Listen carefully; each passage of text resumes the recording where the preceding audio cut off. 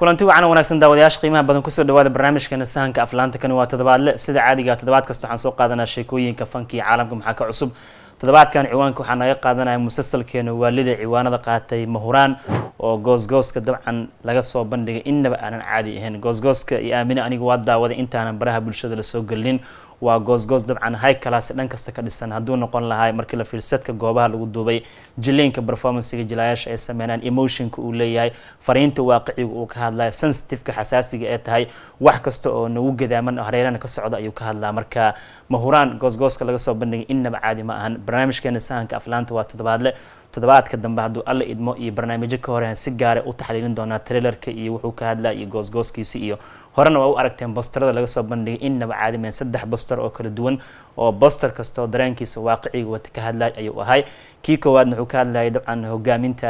gabadha tirashada dhibaatada haysato midkii labaad wuxuu ka hadlayay dabcan wiil xaalad ku jiro oo aad iyo aad u qori bistoolo gacanta ku haysto hogaamiyaasha jilayaasha ka mid maamo ka dambeyso xabsi ku jirto I don't want to be spoiler ma raba inaan wax badan daaha ka rogo sidoo kale tan goosgooska kale bosterkii kale tan waa ogeydeen gabdhihii xaaladaha ay ku jireen iyo ninkii odaga dabcan boster ka muuqdo the boss ku ekaay hogaamiyaasha qaybka 3 boster oo kala duwan oo waxay ahaayeen fariimaha hordhacana siinaya laakiin goosgooskaaba ka daran extraordinary wax kasta noo soo kabo marka goosgooska si gooniya u daawada YouTube channelkeena oo dabcan ayuu ku jiraa sidoo kale tan barnaamijkan waxa ugu soo qaatay hordhac bal mahuraanka aragteen commentiyada ka dhibta sahanka aflaanta si gooniya dabcan u falanqeyn doona hadaan filimada Bollywoodka iyo Hollywoodka iyo caalamka ku bilaabeen productigeena high quality dabcan ayaa miiska soo saarnay arday kadib mahuraana miiska noo saaran goosgooska waa daawateen hadaada daawanay muuqaalkan sahanka aflaanta marka YouTube ka daawanaysa inta pause gashatid bal soo daawo mahuraan adaa yaabi doon surprise marka arad kadib nagu soo laab falgalna la sameeyo ama meeshaada ku falgal YouTube-ka adaa arki doontii iyo baraheena kaleeto oo goosgooska ee la soo galiyay saaxiibayaal intaasaan kaga gudbaa marka update-ka weyn waxaan ku bilaabanayna serious-kana mahuraan oo goor dhowna noo bilaaban doono daawan doona xalqooyin xiiso badan oo kala duwan waa waliba twist and turn wadan doono idinka yaabin doona marka waa xamaasadeysanay intaasaan ku ekeenaya intaasaan kaga gudbaa waxaan arkaan aan la yaabin bal markaan aan soo qaadano ciwaanada caalamka iyo sheekooyinka barnaamijka aan ugu talagalnay news ugu weyn waxaa qaadanaya actorka lagu magacaabo Shahid Kapoor oo filimkiisa Deva ee tiyaatarada caalamka loo saaray Deva wuxuu noqon doonaa mid kamid ah filimada Shahid Kapoor oo rajeynaya inuu ku soo laabto sanadka horena xaalad xun u galay waxa kale ciwaanada ugu weyn barnaamijkan ku soo qaadanay Pushpa 2 aan daawanay asigoo HD dhale nadiif oo 4K quality ayaa Netflix soo galshay sidoo kale tan mar labaad bahda films bahda noogu soo celin doonaan daawan doonaa toddobaadkan 3 saac 41 daqiiqo socona balamaha aad leedahay iyo howlahaaga iyo waxaaga soo dhameyso Pushpa 2 shaaxaaga u shubo adaa yaabi doonta daawadayaasha qiimaha badan sidoo kale waxa ciwaanada ugu waaweyn qayb ka noqonaya ku soo qaadan doona identity film lagu magacaabo asigan Tovino Thomas hogaamiyaha Malayalam iyo dambi baarisna kaaliska aragwaa toddobaadkan idin heynaa wuxuu qayb ka filimada aad daawan doontiin sheekooyin kale oo xiiso badan ku soo qaadan doona ka mid yihiin Akshay Kumar filmka Sky Force oo lagu dhagan yahay Ram Charan oo qasaare lixaad la kulma 100 karar lumiye iyo warar kale soo qaadan doona ka bogasho wacan sahanka aflaanta saaxiibayaal qodobka ugu horeeya aan soo qaadana Shahid Kapoor ama Shaasha Hisbag uu soo laabtay waa ka warqabnaa 2024 culeysadiisana iska dajiyay Taribato ma Esa ul Jajiya oo la imaada film iska shactiray iyo rom-com Kritisano kula jirta oo rabad mataleysay waxaas fariimahaas meel u dhigtay hadda jimcadan waxa uu soo baxay film lagu magacaabo Deva askari wuxuu matalaa aan kaftamin oo serious dambi baaris sameynaya sheekada ku adagtahay kiisas dabcan kala duwan gacanta ku qabanayo qaradaad marka dhacay si teamkiisa mar dabcan sidii lagu baahan yahay waa film Deva la wada amaanay sidoo kalena tiyaatarada la saaray halka culeys filmkan uu leeyahay waxay tahay waa remake sheeka ahaan dib lagu celshay Mumbai Police film la dhahayo oo 12 sano ka hor sameeyeen Malayalamku Shahid Kapoor soo qaatay Roshan Andrew directorkii filmka Malayalamka sameeyay dib ugu celshay waxa la leeyahay hadii Shahid Kapoor iyo teamkiisa ee sheekada si kale u dhigaan wax kala farsameeyaan oo daawadayaasha Deva ee kaga dhigaan wax cusub waa laga yaabaa inuu gadmo dhinaca kalena Bollywoodka bariyaan culeys iska saaran laakiin Shaasha wuxuu leeyahay lagu kalsoonaado annaga meeshan waxa waa akhbaarta filimka waa soo qaaday jimcadan waa la saaraan dhaheena toddobaadka dambana waxaan shaaca ka qaadi doonaa hadba xaaladda uu la kulmo soo dhaweynta uu la kulmo hiid ma noqdo falab ma noqdo step by step mar kale tan waxaan sheegaynaa inaan idin heena asigoo af Soomaaliya oo daawan doontiin hadduu alla idmo markaan waxaan soo qaadanaynaa saaxiibayaal Akshay Kumar filmkii Sky Force hal toddobaad u dhameystay sidii laga filayay filmkan uu noqon waay uu noqdo waa la isku dhagan yahay teamka filmka iska lacagta waa riixeen oo almost hadda waxay ku dhaweeyeen 100 karoor toddobaadkiisa kuwaad lacagta nadiifka inuu keenay halka qolyaha dhexdhexaadka sida shabakada box office indio kale ee leen almost 85 karoor meelahaas ayuu toddobaadkiisa koowaad keenay Skyforce weekend horta waa liiw qaato oo ganacsi inaba aan caadi ahayn uu sameeyay kadib laakiin working days ka maalmaha shaqada isniin ilaa khamiis hoos u dhac ayuu sameeyay cilada kale iyo ceebaha kale filimkan loo yeelay waxaa la sameeyay qiimaha tigidhka hoos loo dhigay waliba film Akshay Kumar hogaamiye ka yahay ayaa waxa lagu gadanaa 25 rubi 50 rubi 75 rubi waa lacag dabcan 25 senti $1 xitaa marmarka qaar lagu daawanayo meeshaas marka waxa la leeyahay Akshay Kumar awoodiisa filimku ma gadmine discounted ticket rate qiimaha tigidhka hoos loo dhigaa keentay in daawadayaasha masrax ay aadaan qiimaha tigidhka hoos loo dhigaa kaliya laguma ekanine shirkadda filimka iskale Maddox Films waxay sameeyeen dadka qaar ayaga tigidh u qaybinayaan si ay shaleemada u camiraan waxa la leeyahay marka box office meritki sumcaddii waxa dhuntaa la ganacsiga aflaanta oo ahayd in filimka loo yeelo qiimo go'an daawadayaashan xugminta loo daayo oo aysan dhicin external factor kale dadka ku riixi kara filimka inay daawadaan marka Skyforce ganacsi kasta uu sameeyo waa lagu dhagan yahay laakiin filimka anaga dhankeena bila films soo turjunay af Soomaali ahaan waa daawanay filim wuxuu ahaa 4-star movie oo qalma sheekadiisa fadhiso ahay marka waxaan soo qaadanaa saaxiibayaal actorka lagu magacaabo Ram Charan ayaa wuxuu galshay dhankaas iyo koonfur Hindiya qasaarihii ugu weynaa 3 sano ninkii la sugay wuxuu keenay in 100 karoor qasaaraha filimkiisa laga kulmo almost 12 milyan iyo bar ilaa 12 milyan dollarka Mareykanka ku dhaw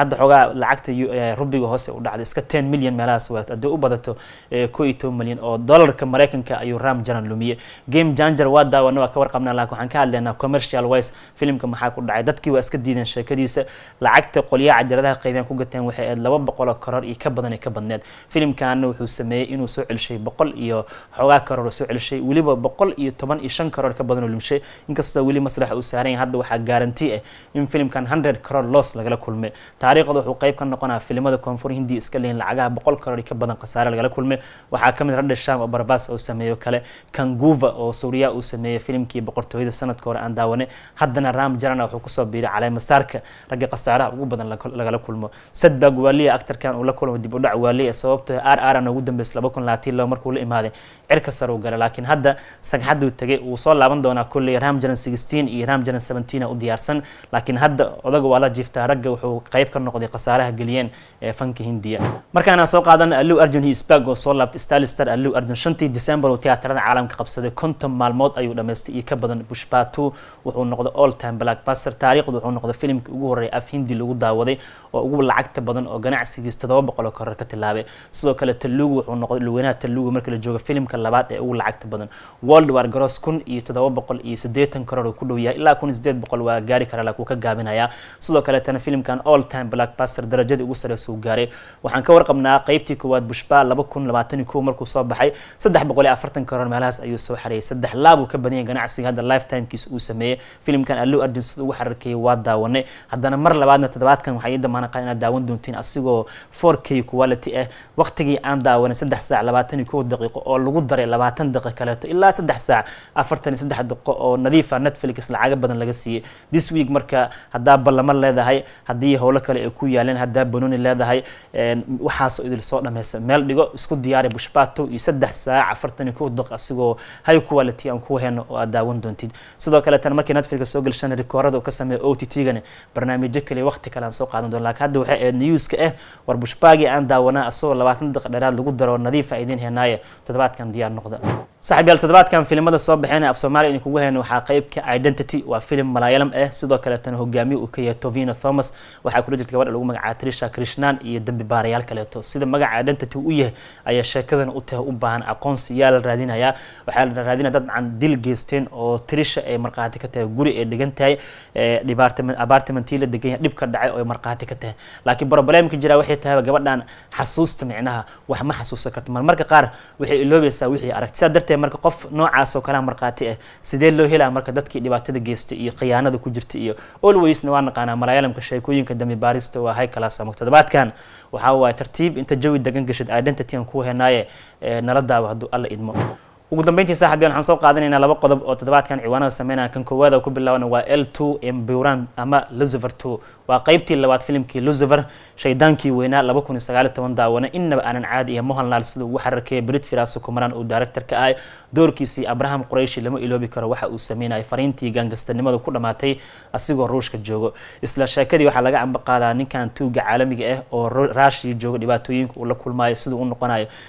shaydaan weyn ama bahal weyn oo laga cabsado dhibaatada uu geysanayo caadi ma ahan waxa sidoo kale ku jira Brett Firaso Kumaran director uu ka yahay hogaamintan uu qaadana dialogue la saaray L2 qaabka loo dhigay productigiisa u diyaarsan tahay high quality movie Malayalamka kulli soo wadaan laakiin waa film ban indie movie ah oo hindi idil ka dhaxeeyo sidoo kale tan waxa la ilaamiyay filimka in la daawan doono 27 Maarso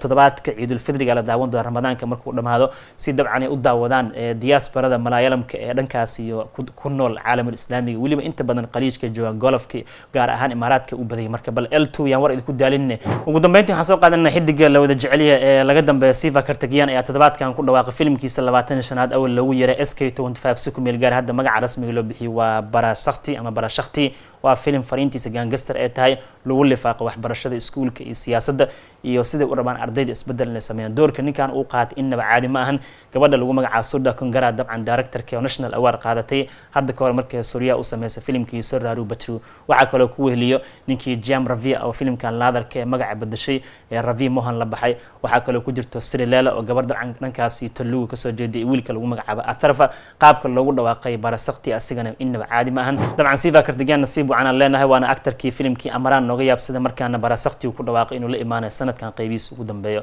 aqyaar guud ahaan barnaamijkeena sahanka aflaantaas nooga egyahay waa inoo toddobaadka dambe hadduu alla idmo salaamu calaykum waraxmatullaahi wabarakaatuh